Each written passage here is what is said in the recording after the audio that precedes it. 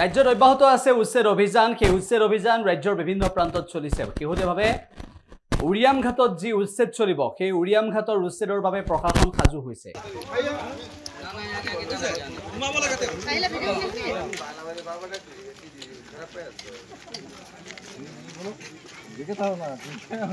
ভাড়াতীয়া বাগাও অভিযান একেটা সময়তে বটদ্ৰাত উচ্ছেদ অভিযান কেনেদৰে চলিব উচ্ছেদ অভিযান কেনেদৰে চলাবলৈ প্ৰশাসন তৎপৰ হৈছে সেও আমি আপোনালোকক জনাব বিচাৰিছো দহজনমান আছে দহজন হ'লেও আজি কিছুমানে যাব কিছুমান কালিও ৰাতিপুৱা পঠাম আকৌ ৰাতিপুৱা এইকেইটা চব বৰপেটাৰে চব ক'ত নহয় ইহঁতে আমাৰ বেপাৰী সিহঁতে ভাড়াও নহয় এনেই থাকিব দিয়ে কাম কৰে আকৌ গুচি যায় আপোনাৰ কিমান বছৰ হৈ আছে মইতো ইয়াতে বহুত বছৰ হৈ গ'ল মোৰ এতিয়া 27-28 বছৰ হৈ গ'ল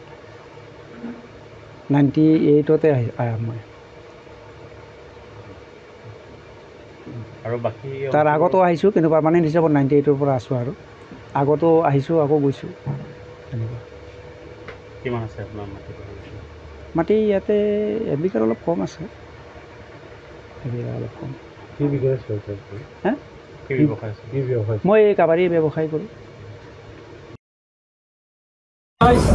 ইয়াৰ দ্বাৰা আপোনালোকক জনোৱা হ'ল যে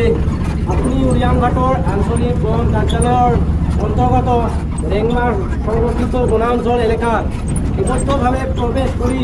বনাঞ্চল কাটি অবৈধ নিৰ্মাণ স্থাপন কৰি বন সম্পদ ধ্বংস কৰিছে এই কাৰ্যৰ দ্বাৰা আপুনি অসম বন বিধি 1891 আৰু সংশোধিত আইন 1995 ধাৰা 24 আৰু ধাৰা 25 সম্পূৰ্ণৰূপে উলংঘা কৰিছে সংৰক্ষিত বনাঞ্চল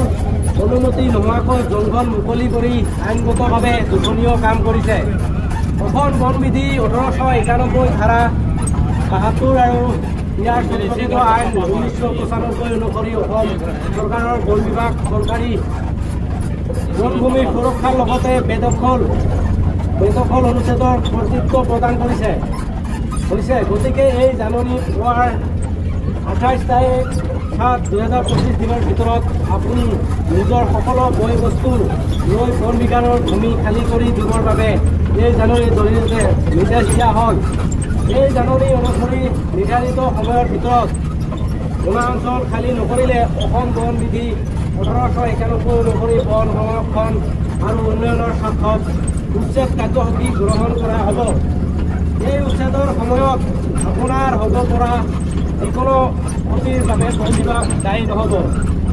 ধন্যবাদ।